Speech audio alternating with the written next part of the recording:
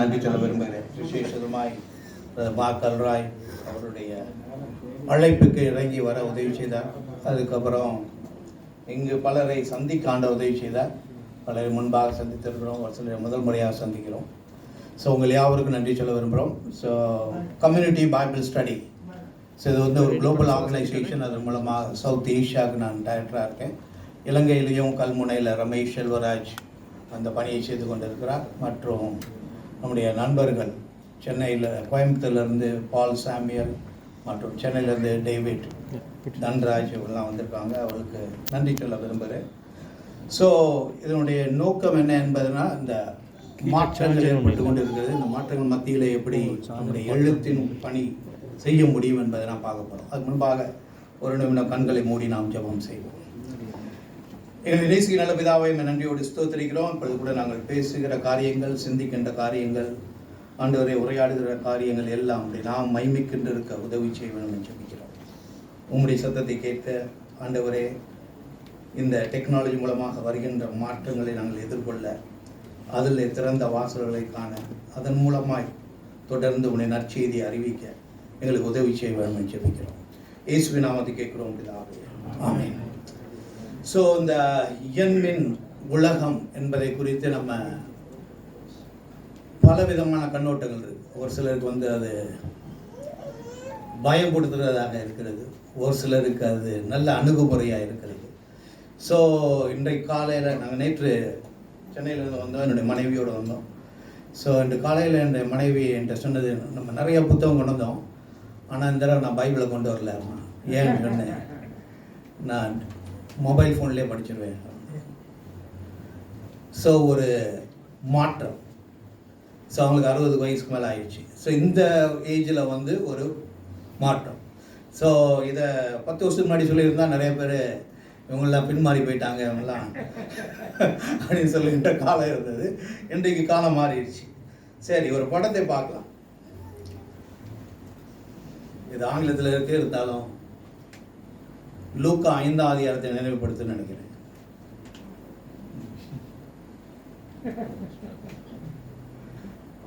So follow me, என்னை பின்பற்றி வான்னு சொல்லி ஆண்டவராகிய இயேசு சொல்றாரு. அவங்க என்ன சொல்றாங்க? ஸோ இதில் வந்து பல காரியங்களை பார்க்கலாம். நாம் சொல்கிறதை எப்படி புரிந்து கொள்கிறார்கள். ஸோ ப்ரொஃபஸர் அவங்க மைக்கேல் ஃபாரடே சொல்லும் பொழுது காதல், காமம் அந்த இதெல்லாம் எப்படி மாறி வந்துருச்சு. இன்னைக்கு என்னை பின்பற்றி வா, ஃபாலோ மீங்கிறது வந்து எப்படி மாறிடுச்சு. ஸோ அவருடைய புரிதல் வித்தியாசமாக இருக்குது. அதனால தான் 2 விதமான மக்களை சொல்கிறோம், digital natives and digital emigrants. So digital பூர்வீகவாசிகள், டிஜிட்டல் குடியேறிகள், எண்மின் குடியேறிகள். ஸோ உலகத்தை 2 பகுதியாக பிரிக்கலாம். இன்றைக்கி வந்து வேர்ல்டை வந்து உலகத்தில் உள்ள மக்களை 2 விதமாக பிரிக்க முடியும். அதாவது 1985க்கு முன்பாக பிறந்தவர்கள், 1985க்கு பின்பாக பிறந்தவர்கள். ஸோ அந்த 2 இன்றைக்கி வந்து மெஜாரிட்டி யாருன்னா 1985க்கு அப்புறம் பிறந்தவங்க. So dominating world. இன்றைக்கி பொதுவாக 40 வயது கீழே உள்ளவங்க தான் உலகத்துடைய பாப்புலேஷனில் அதிகமாக இருப்பாங்க. ஸோ இன்றைக்கு ஜனத்தொகையில் அதிகமாக இருக்கிறவங்க யார்? So digital natives. நேட்டிவ்ஸ் ஏன் சொல்கிறோம், அல்லது பூர்வீக வாசிகள் ஏன் சொல்கிறோம்? ஸோ இந்த ஸ்க்ரீன், அதாவது என்னுடைய புத்தகத்தில் அதை குறித்து எல்லாம் விளக்கமாக பல காரியங்கள் எழுதியிருக்கிறோம். ஸோ அதை நீங்கள் பிறந்து பார்க்கலாம். அதாவது ஸ்க்ரீன் ஏஜர்ஸ் சொல்லுவாங்க. ஸ்க்ரீன் என்று சொல்லும் பொழுது, அதாவது அந்த காலங்களில் தியேட்டரில் போய் பார்க்கணும். எங்கே இருந்தது ஸ்க்ரீனு? தியேட்டரில் தான் இருந்துச்சு. ஸோ அந்த ஸ்க்ரீன் எங்கே வந்துச்சு? டெலிவிஷனில் வந்துச்சு. ஸோ அது ஒரு இடத்துல தான் இருக்கும். ஸோ அதுக்கப்புறம் எங்கே வந்துச்சு? மொபைல் ஃபோனுக்கு வந்துச்சு. ஸோ அந்த ஸ்க்ரீன் ஏஜர்ஸ், இந்த காலத்து மக்கள் என்ன சொல்கிறோன்னா ஸ்க்ரீன் ஏஜர்ஸ். 40 வயது கீழே உள்ளவங்களாம் அவங்களாம் யார்? ஸ்க்ரீன் ஏஜர்ஸ். ஸ்க்ரீனில் அவங்க கம்ஃபர்டபுளாக இருப்பாங்க. நேருக்கு நேர் பேசுகிறத விட ஸ்க்ரீனோடு உரைவாடுறது அவங்களுக்கு எளிதாக இருக்கும். அதான் அவங்கள வந்து digital natives and digital. So இது வந்து ஆக்ட்ஸ் 1:8 அப்போஸ்தலர் 1ஆம் அதிகாரம் 8ஆம் வசனத்தை நான் வாசிக்கும் பொழுது, இன்றைக்கு ஆண்டவராகிய இயேசு கிறிஸ்து சொன்னா என்ன சொல்வார்? நீங்கள் எருசலேமிலும் யூதேயாவிலும் சமாரியாவிலும் பூமியின் கடைசி பரியந்தம் சாட்சி கொடுங்கள். எண்மின் உலகத்திற்கும் சாட்சி கொடுங்கள். Be witnesses in the digital world. So ஏன் இந்த டிஜிட்டல் வேர்ல்டில் நாம் சாட்சிகளாக இருக்கணும்னா, அது உலகத்தில் உள்ள அநேக மக்கள், மோர் தென் 1 பில்லியன், அதை இது இந்த ஸ்டாட்டிஸ்டிக்ஸ்லாம் பார்த்தோம்னா 3.2 billion people use Facebook every month. அதாவது உலகத்தில் 8 பில்லியன் மக்கள் இருக்கிறாங்க, அதில் 3 பில்லியன் மக்கள் எதில் இருக்காங்க? ஃபேஸ்புக்கில் இருக்காங்க. So Facebook is the largest country in the world. உலகத்தில் ஃபேஸ்புக்கை ஒரு நாடாக எடுத்தோம்னா அதுதான் உலகத்திலே பெரிய நாடு. ஸோ எந்த நாட்டு கையிலையும் இவ்வளவு டாக்குமெண்ட்ஸ் கிடையாது. இப்போ இந்தியாவில் 1.4 பில்லியன். ஸோ அவங்களுடைய டேட்டா என்னுடைய டேட்டாவும் அவங்கள்ட்ட இல்லை. ஆனால் ஃபேஸ்புக்கிட்ட எல்லா டேட்டாவும், அவன் பிறந்த தேதி, அவன் லேட்டஸ்ட் ஃபோட்டோ, ஸோ நம்ம பாஸ்போர்ட்லாம் பழைய ஃபோட்டோ இருக்கும், அவன் லேட்டஸ்ட் ஃபோட்டோ ஃபேஸ்புக்கில், அவன் எங்கே போகிறான், என்ன செய்கிறான், அவனுடைய எல்லா ட்ராக்ஸ் பண்ண முடியும். எந்த கவர்மெண்ட்டும் பண்ண முடியாத அவன் பண்ணிட்டு இருக்கான். ஸோ அந்த சூழ்நிலையில் நம்ம இருக்கிறோம். அதை குறித்து நம்ம பின்னாடி பார்ப்போம். So the mission has always progressed. Mission பணி என்று சொல்லும் பொழுது, உலகத்தில் சுவிசேஷத்தை அறிவிக்கிற பணி என்று சொல்லும் பொழுது 17ஆம் நூற்றாண்டிலிருந்து பார்க்கும் பொழுது இப்படி தான் சொல்கிறோம். So it began with coastal missions, கடலோர அடுப்பணிகள் என்று சொல்லுவோம். ஏன்னா வில்லியம் கேரியாக இருந்தாலும் சரி, அதுக்கு முன்னாடி வந்த தரங்கபடி மிஷினரியாக இருந்தாலும் சரி, அவங்க என்ன செய்யணும்? கடலில் தான் பயணம் பண்ணி வரணும். ஸோ அப்போ ஏரோப்ளைன்லாம் கிடையாது. ஒரே மார்க்கம் என்னது? கடலில் வரணும். அதனால் கடலில் 3 மாதங்கள் 6 மாதங்கள் பிரயாணம் செய்தவர்கள் கடல் ஓரங்களுக்கு வந்து கடற்கரையில் என்ன செய்யறாங்க? திருச்சபை நாட்டினா. அதான் கோஸ்டல் மிஷன் சொல். நீங்கள் எந்த மிஷனை பார்த்தாலும் சரி, 17th 18th செஞ்சுரியில் அவங்க என்ன செய்வாங்க? சீ போர்ட்டில் தான் அவங்க மிஷினரி பணியை ஆரம்பிச்சிருப்பாங்க. ஸோ அதுக்கப்புறம் அடுத்த லேண்ட் என்ன பண்ணாங்கன்னா இன்லேண்ட் மிஷன்ஸ், அதாவது உள்நாட்டு அருட்பணிகள். அதாவது China inland mission, Hudson Taylor அவர் என்ன சொல்கிறாரு? நம்ம கடற்கரை ஓரில் போனால் பத்தாது, நீங்கள் என்ன செய்யணும்? உள்ளே போகணும். ஸோ உள்ளே போகணுன்னா நீங்கள் என்ன செய்யணும்? அதற்குரிய சாதனங்கள் இருக்கணும். அதனால தான் அந்த நிறைய இடங்களில் பார்த்தீங்கன்னா ட்ரெயின் சர்வீஸ் வந்துச்சு. இப்போ இந்தியாவில் பார்த்தீங்கன்னா ட்ரெயின் ஜங்ஷன்ஸ், எங்கெங்கே ஜங்ஷன் இருக்குன்னா வெளியே போனீங்கன்னா ஒரு சர்ச்சு பார்க்கலாம். ஏன்னா அதான் மிஷினரி பணியுடைய இது. கடற்கரைக்கு வருவாங்க, அதுக்கப்புறம் ட்ரெயினில் போவாங்க, ஒரு ஜங்ஷனில் இறங்குவாங்க, அங்கே ஒரு சர்ச்சு, ஒரு ஸ்கூலு, ஒரு ஹாஸ்பிட்டல் ஆரம்பிப்பாங்க. அப்படி தான் மினிஸ்ட் ஆரம்பிச்சிச்சு. அதே போல் தான் சைனா இன்லேண்ட் மிஷன். ஸோ அதுக்கப்புறம் என்ன பண்ணாங்க? பீப்புள் குரூப் மிஷன், மக்கள் குழு அருட்பணி. ஸோ ஒவ்வொரு 100 மைல் போயிட்டாங்கன்னா என்ன ஆகும்? அவருடைய மொழிகள் மாறுகிறது, கலாச்சாரம் மாறுகிறது. சபைன்னு யோசிக்கிறாங்க, ஒவ்வொரு மொழி மக்களுக்கும் ஆண்டோடைய நற்செய்தி அறிவிக்க வேண்டும். ஸோ அவருடைய மொழிகளில் என்ன செய்யணும்? வேதாந்தத்தை மொழிபெயர்க்க வேண்டும். இன்றைக்கி நம்ம கான்டெம்பரரி லாங்குவேஜில் மொழிபெயர்த்துட்டு இருக்கோம், ஆனால் முதல்ல அந்த மொழியில் இல்லாமல் இருந்துச்சு. ஸோ அதை செய்ய வேண்டிய ஒரு கட்டாயம் தான் பீப்புள் குரூப் மிஷன் சொல்லி சொல்லுவோம். ஸோ அதுக்கப்புறம் என்ன பார்த்தோம்னா urban missions. 1970s 80s industrial revolution, பல இண்டஸ்ட்ரீஸ் உருவானதுனால என்ன செய்யலாம்? மக்கள் பட்டணத்தை நோக்கி வந்தார்கள். கிராமத்தில் வாழ்கின்ற மக்கள் குறைந்து போனார்கள், பட்டணத்தில் வாழ்கின்ற மக்கள் அதிகமானாங்க. ஸோ மைக்ரேஷன், அதாவது கிராமங்களிலிருந்து பட்டணத்துக்கு வருகிற ஒரு காரியம். ஸோ கொரோனா நடக்கும்போது இந்தியாவில் எல்லா மைக்ரண்ட் லேபரர்ஸ் வட இந்தியாவிலேருந்து தமிழ்நாட்டில் வந்து வேலை செய்தவர் என்ன செய்வாங்க? நடந்தே போனாங்க. அப்போ தான் மக்களுக்கே புரிஞ்சுது, ஓஹோ மைக்ரண்ட்ஸ்லாம் நிறைய பேர் இருக்காங்க நம்ம ஊரில். ஸோ அது வந்து அர்பன் மிஷன்ஸ் சொல்லி சொல்லுவாங்க. அதுக்கப்புறம் 1040 விண்டோன்னு சொல்லி சொல்லுவாங்க. அதாவது மேப்பில் நீங்கள் 1040 அந்த லேட்டிடியூடு லாங்கிடியூட் போட்டிங்கன்னா ஒரு விண்டோ தெரியும். அதில் தான் த மோஸ்ட் அன்ரீச் பீப்புள், அதிகபட்சம் இன்னும் ஆண்டவரை ஏற்றுக்கொள்ளாத ஒரு மக்கள்லாம் நம்ம ஆசியா கண்டத்தில் தான் இருப்பாங்க. அப்புறம் 414 விண்டோன்னு சொல்லி ஒரு மூவ்மெண்ட்டு கூட தான். அதாவது வெஸ்டர்ன் வேர்ல்டில் 4 முதல் 14 வயதில் உள்ள மக்கள் தான் ஆண்டவராகிய இயேசு கிறிஸ்துவை ஏற்றுக்கொள்கிறார். 14 வயசு மேலே போச்சுன்னா காலேஜ் போயிட்டாங்கன்னா அவங்க ஏற்றுக்கொள்ள மாட்டாங்க. ஸோ அந்த ஏஜை நம்ம ஃபோக்கஸ் பண்ணணும். ஸோ இன்றைக்கி என்ன பார்க்குறோம்னா த நியூ மிஷன் ஃப்ரான்டியர், அது வந்து டிஜிட்டல் வேர்ல்டு. இன்றைக்கு மிஷன் பணிக்கு சவாலாக இருப்பது என்னென்னா எண்மின் உலகமாக இருக்கிறது. ஸோ இது பார்த்தீங்கன்னா ஐடியாஸ். இந்த படத்தை பார்த்தீங்கன்னா ஸோ 2 விதமான காரியத்தை நம்ம பார்க்கணும். என்ன யோசிக்கிறீங்க? திங்க் பண்ணுறது வேஸ்ட் ஆகுது, ஆனால் ரைட்டிங் பண்ணுறது வந்து அப்படி ரீடைன் பண்ணுறது கலெக்டிவாக அப்படி எல்லாமே கிடைக்குது. ஸோ உலகத்திலே அதிகமாக கண்டென்ட் கிரியேஷன், அதாவது சிந்தனைகளை வெளிப்படுத்துவது, சிந்தனைகளை சொற்பொழிவாய் கொடுப்பது யாருன்னா சர்ச். உலகத்தில் 10 கோடி சபை இருக்குன்னு வச்சுக்கோங்க. எத்தனை சர்மன்ஸ் உண்டாது? குறைஞ்சது 10 கோடி பிரசங்கங்கள். ஸோ ஏதாவது 2 பிரசங்கம் ஒன்று போல இருக்குமா? இருக்குமா? இருக்கா? 99% இருக்கா? ஒவ்வொரு பிரசங்கியாரும் அவர் வித்தியாசமான குணத்தில் பண்ணுவார். ஸோ அப்போ we are the largest content creator in the world. சபையானது உலகத்திலே அதிகபட்சமான என்ன செய்யுது? அது கண்டென்ட்டை உருவாக்குது. ஆனால் அதனுடைய வெளிப்பாடு எப்படி இருக்கு? நம்ம பிரசங்கெல்லாம் அப்படியே போயிட்டே இருக்கு, தண்ணி மாதிரி. அதை எழுத்துக்களாக மாற்றினாலோ அல்லது அதை மற்ற வடிவமைப்பில் மாற்றினா என்ன செய்யும்? ஒரு உண்டாம். அதுக்காக தான் இந்த காரியத்தை நம்ம யோசிக்கிறோம். ஸோ என்னுடைய எழுத்து பணியை குறித்து பார்க்கும் பொழுது 1992 தான் நான் எழுத ஆரம்பித்தேன். ஸோ அதற்கப்புறம் என்னுடைய ஒரு ஆர்கனைசேஷனில் ஒர்க் பண்ணும் பொழுது எழுதக்கூடாதுன்னு சொல்லி சொன்னாங்க. ஸோ நீங்கள் எழுதுனாங்கன்னா என்னுடைய இயக்கத்தில் நீங்கள் செயல்பட முடியாதுன்னு சொல்லி. ஸோ எனக்கு ஒரு சாய்ஸ், ஒன்று இந்த தொடர்ந்து அந்த ஆர்கனைசேஷனில் இருக்கலாம் அல்லது வெளியே போகலாம். ஸோ நான் I chose to go out. நான் என்ன, சரி ஆண்ட்ராய்டை எழுதுறது போட்டிருக்காரு, நான் என்ன செய்ய முடியாது, இங்கே இருக்க முடியாதுன்னு சொல்லி போனேன். ஆனால் 2009 டிம் கெல்லர் அப்படின்னு சொல்லி கேள்விப்பட்டிருப்பீங்க, நியூயார்க்கில் இருந்தார். அவர் வந்து மேன்ஹட்டனில் ஒரு மெகா சர்ச் பாஸ்டராக இருந்தார். ஸோ அவர் என்னுடைய முதல் புக்கு கிரைஸ்ட் அண்ட் சிட்டிஸ், கிறிஸ்துவம் பட்டணங்களும் என்ற ஒரு புத்தகத்தை வாசிட்டு அவர் குளோபல் சிட்டிஸ் இனிஷியேட்டிவ்ஸ் ஒரு மீட்டிங் நடந்தேன். அதில் பேசுகிறதுக்கு நீ அழைத்திருந்தார். ஸோ நான் பேச போகும்பொழுது என்னை யார் டிஸ்மிஸ் பண்ணாங்களோ அவர் கீழே உட்காந்துருந்தாரு, நான் மேலே இருந்து பேசுகிறேன். அதான் மாற்றம்.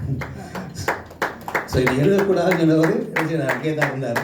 நான் எழுதுனதுனால நான் எங்கே போயிட்டேன், நியூயார்க் வரைக்கும் போக வேண்டிய உதவிச்சு. ஸோ இதில் வந்து நான் எழுதுனா, நான் எழுத்தாளர் அல்ல, நான் எழுதுகிறேன். I am not a writer, I right. So நிறைய பேர் நீ ரைட்டர்னு சொல்லுவாங்க, நீ ஆத்தர்ன்னு சொல்லுவாங்க. என்னை பொறுத்தவரை I am not a writer, I right. நான் எழுதுகிறவன் அல்ல, ஆனால் நான் செய்கிறேன், எழுதுகிறேன். ஸோ யாரும் எழுதாதனால நான் எழுதுகிறேன் அப்படி கூட சொல்லலாம். எனக்கு யாருமே காம்படிட்டர்ஸ் இல்லை, அதனால் நான் எழுதுகிறேன். ஸோ இது வந்து எழுதுவது குறித்து பார்க்கும் பொழுது எனக்கு உதவி செய்த டாக்டர் செல்வின் அவர், நம்முடைய ப்ரொஃபஸர் மைக்கேல் ஃபேரடே உடைய பிரசிடெண்ட்லாம் நிறைய என்கரேஜ் பண்ணார். அப்புறம் பி ஏப்ரஹாம் சொல்லி லைட் ஆஃப் லைஃப், இவங்க 2 பேரும் என்னைய என்கரேஜ் பண்ணாங்க. ஸோ இன்னொரு காரியம், ஒருவேளை நாளைக்கு இதை குறித்து பேசுவேன். So we worship a God who rights.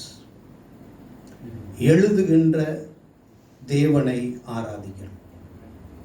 மற்ற மதங்களில் எழுதுகிற தெய்வத்தை பற்றி சொல்ல முடியல. The only God who writes is Jehovah. He wrote the 10 commandments. So மோசேட் என்ன சொல்கிறாரு, நீ 2 கற்பலகைகளை கொண்டு வா, நான் என்ன செய்கிறேன், அதில் எழுதுகிறேன். So the attribute of by God. So வேதாந்தத்தில் ஆண்டவரை குறித்த பல காரியங்கள் சொல்கிறாங்க. அவர் பரிசுத்தர், நீதி உள்ளவர், சர்வத்தையும் சிருஷ்டித்தவர், அவர் சிருஷ்டிகர்த்தர், ரிடீமர், எல்லாமே சொல்கிறாங்க. ஆனால் எந்த புல்பிட்டில் இருந்தேன் காட் இஸ் அ ரைட்டர் சொல்லி நான் கேட்டது. We worship a God who writes. சங்கீதத்தை நான் வாசிக்கும் பொழுது என்ன சொல்லப்பட்டிருக்குன்னா, அவர்கள் ஆராதிக்கிற தெய்வங்கள் கண்கள் உண்டு காண்பதில்லை, காதில் உண்டு கேட்பதில்லை, வாயுண்டு பேசுவதில்லை, அவர்களை ஆராதிப்பவர்களும் அப்படியே இருக்கிறார்கள். எழுதுகிற ஆண்டவரை ஆராதிக்கிறவர்கள் அவரை போலவே இருக்கிறது. அதனால தான் எழுதும். எந்த சீசனாக இருந்தாலும் எழுதணும். அதனால தான் ஜேர்னல் ரைட்டிங். வெஸ்டர்ன் கிறிஸ்டியானிட்டி முன்னேறினது காரணம் என்ன? Journal writing.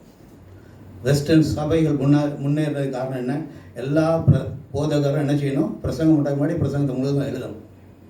அதனால தான் அவங்க நிறைய புத்தகங்கள் வெளியிடுறாங்க. ஸோ இதெல்லாம் அவங்க எங்கேருந்து படிக்கிறாங்கன்னா, த காட் ஹூ ரைட்ஸ். வேதத்தில் எழுதுகின்ற ஆண்டவரை பார்க்கலாம். மற்ற மதங்களை பற்றி ஒப்பிட்டு பேசுறதுக்கு டைம் இல்லை, இன்னொரு நாள் பேசலாம். ஸோ இதில் வந்து என்ன பார்க்குறோன்னா, once upon a time writing was expensive. எழுதுவது மிகவும் விலை கரையம் செலுத்த வேண்டியதாக இருந்துச்சு. இப்போ நான்லாம் முதல்ல எழுதும்போது கையில் எழுதணும், அதுக்கப்புறம் ஒரு டைப்ரைட்டரில் போய் அடிக்கணும், இல்லாட்டினா உங்களால் அடிக்க முடியலன்னா டைப்ரைட்டிங் இன்ஸ்டியூட் இருக்கும், அங்கே போய் அடிக்கணும், அதுக்கப்புறம் போஸ்ட் பண்ணணும், அதுக்கப்புறம் அவர்கிட்ட போய் சேரும், அவர் பத்திரிகையில் போடலாமா முடியாதான்னு சொல்லி அவர் தீர்மானிக்கணும். ஸோ இது வந்து ஒரு ப்ராசஸ். ஸோ இன்றைக்கி வந்து டிஜிட்டல் வேர்ல்டில் இந்த ப்ராசஸ் 4-5 ஸ்டெப் ப்ராசஸ் 1 ப்ராசஸ் ஆயிடுச்சு.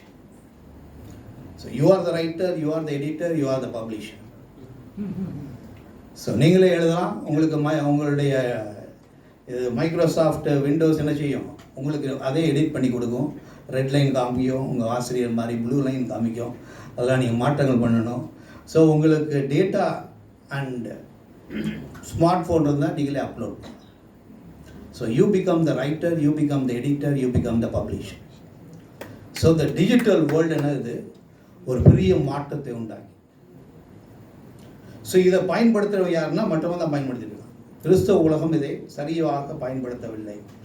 ஸோ இதனுடைய நோக்கம் என்ன, நம்ம வாழ்க்கையை மாற்றுறதெல்லாம் நான் திரும்பி சொல்ல விரும்பலை. ஸோ த எண்மின் ஊடகங்களின் சவால், அதை வந்து என்ன பார்க்கணும்னா அதோட ப்ராசஸை பார்க்கணும். ஸோ இன்றைக்கி வந்து இங்கிலீஷில் சொல்லணும்னா information overload, information explosion, information paralysis. So 3 வார்த்தைகளை பயன்படுத்துகிறாங்க. அதாவது தகவல் சுமை, அல்லது தகவல் வெடிப்பு, அல்லது தகவல் முடக்கம். ஸோ என்னதுன்னா ஒவ்வொரு மக்களும் இதுக்கு வந்து டூ மச் இன்ஃபர்மேஷன். ஒருத்தர் கிடைக்கிற இப்போ வந்து கூகுளில் ஒரு சர்ச் போட்டோம்னா ஒரு 1000 வெப்பேஜ் அது காமிக்கும். நமக்கு தேவையில்லாத நிறையா காமிக்கும், தேவையானது கொஞ்சம் தான். ஸோ அதனால தான் இன்ஃபர்மேஷன் எக்ஸ்ப்ளோஷன் சொல்லி சொல்கிறோம். ஸோ இந்த டிஜிட்டல் ஏரா, அதாவது எண்மின் உலகத்தை குறித்து வேதாந்தத்தில் வாசிக்கிறோம். எதை வாசிக்கிறோம்னா தானியேல் 12:4. அது என்ன சொல்லியிருக்கு, அநேகர் இங்கும் அங்கும் ஓடி ஆராய்வார்கள், அறிவு பெருகி போகும். So it talks about this digital era. So இந்த இதை குறித்து சொல்லப்பட்டிருக்கு. அங்கங்கே போகிறது வந்து பிரயாணம் பண்ணி பஸ்ஸில் போகிறது, ட்ரெயினில் போகிறது, ஃப்ளைட்டில் போகிறது இல்லை. எங்கே போகிறாங்க, இன்ஃபார்மேஷன் ஹைவேன்னு சொல்லுவாங்க. தகவல் தரும் ஒரு வழிதடம்.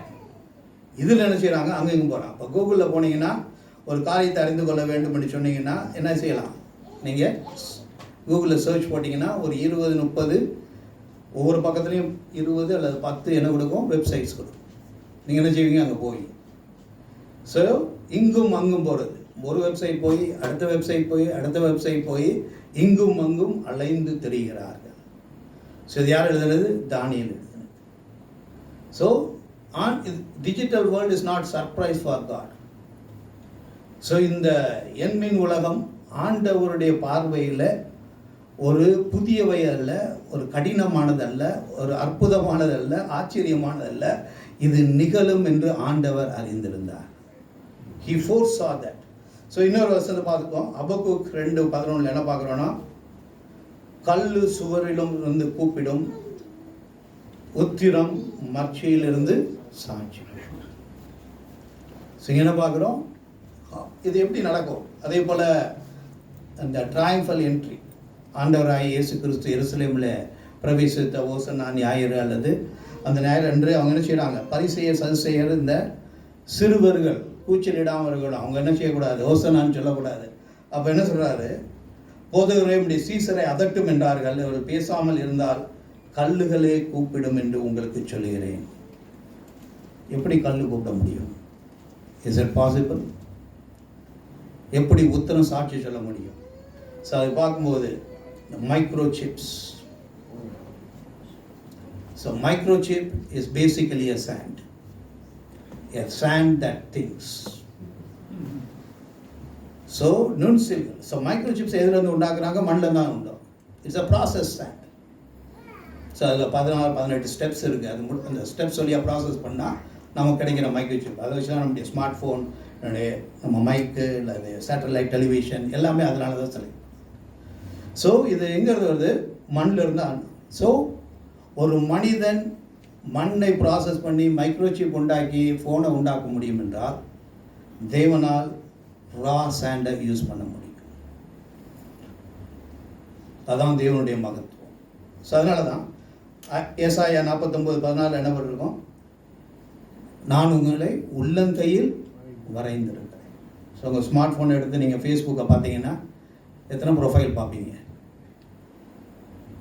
5000 ஃப்ரெண்டு இருக்கலாம். ஸோ 5000 ப்ரொஃபைலை உங்கள் பாம்பில் வச்சு நீங்கள் பார்க்க முடியும்னா, why can't God look at all the billions of people in his palms? So ஏசாயா தீர்க்கதரிசி இதை பார்த்தார். நம்ம கையில் இருக்கிற ஸ்மார்ட் ஃபோனை வச்சு ப்ரொஃபைலை பார்த்துட்டு இருப்போம் சொல்லி அவர் தெரியும் போல இருக்குது. அதனால் அவர் என்ன சொல்கிறாரு, ஆண்டவரால் எல்லாருடைய ப்ரொஃபைலையும் அவருடைய கரத்திலே வைத்திருக்க முடியும்.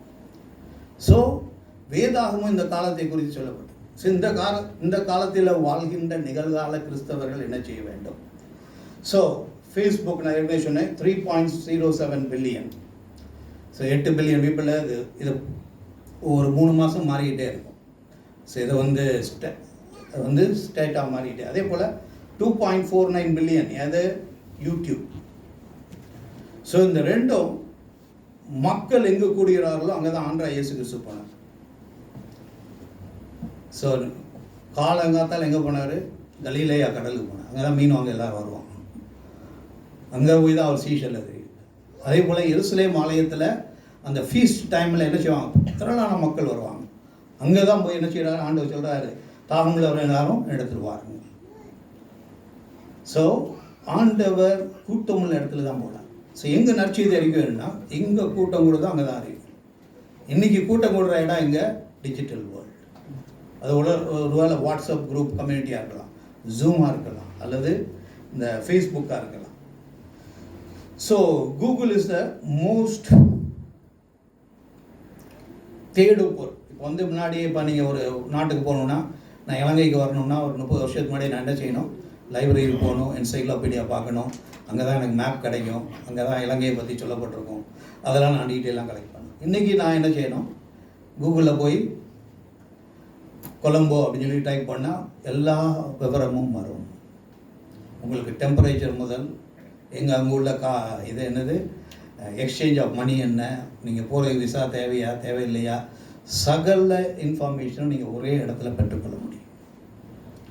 ஸோ கூகுள் தான் இன்றைக்கி என்னது? Search engine.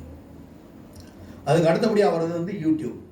ஸோ அதனால தான் நாங்கள் கண்டென்ட் கிரியேட்டர் வரணும். நான் வந்து ரைட்டர்ஸ் ஒர்க் ஷாப்னு நிறையா நடத்தணும், எழுதுவதற்கான பயிற்சின்னு சொல்லி 2006 கொழும்பில் நடத்தினோம், கல்முனையில் நடத்தினோம். அப்போ தான் ரமேஷ் ஃபஸ்ட் டைம் நான் பார்த்தேன். ஸோ இங்கே வந்து அதுக்கப்புறம் என்ன பண்ணோம்? இந்த கொரோனா டைமில் 2018 நாங்கள் இது பண்ணோம், டிக்மி கன்சல்டேஷன், டிஜிட்டல் மீடியா கன்சல்டேஷன் ஒன்று வச்சோம். அதன் பின்பு தான் நாங்கள் யோசித்தோம், இனிமேல் எழுத்துக்கு மாத்திரம் பயிற்சி கொடுத்தா போதாது, we have to give training for content creation. So அதன் விளைவு தான் இந்த புக்கு. நீங்கள் இதை வந்து நாங்கள் இங்கிலீஷில் 1000 காப்பி அடித்து முடிஞ்சிருச்சு. இப்போ 2வது காப்பி அடிச்சிருக்கிறோம். தமிழ் ஹிந்தியில் போட்டிருக்கோம். இது இப்போ தான் பிரிண்ட் ஆகி வந்துச்சு. ஸோ இதில் வந்து இதை குறித்து எல்லாம் எழுதியிருக்கிறோம். ஏன் அதாவது உரை படைப்பாளர்கள் போடாமல் நல்லுரை படைப்பாளர்கள் போட்டோம்னா, we are Christian good content creators, we are not bad content creators. அதனால தான் நல்லுரை படைப்பாளர்கள்னு சொல்லி போட்டிருக்கோம். எழுத்தாளர்கள். ஸோ என்ன படைப்படுத்தாலும் எழுத்துக்கு தேவை. நீங்கள் ஃபில்ம் எழுதினாலும் உங்களுக்கு ஸ்கிரிப்ட் எழுதணும். ஸோ நீங்கள் நாடகம் பண்ணால் ஸ்கிரிப்ட் எழுதணும், பாடல் பாடினா ஸ்கிரிப்ட் எழுதணும். ஸோ ரைட்டிங் இஸ் த பேசிக். ஆனால் அதுக்கப்புறம் உள்ள அதை எப்படி எந்த பிளாட்ஃபார்மில் யூஸ் பண்ணுறோன்றதை நம்ம இது பண்ணலாம்.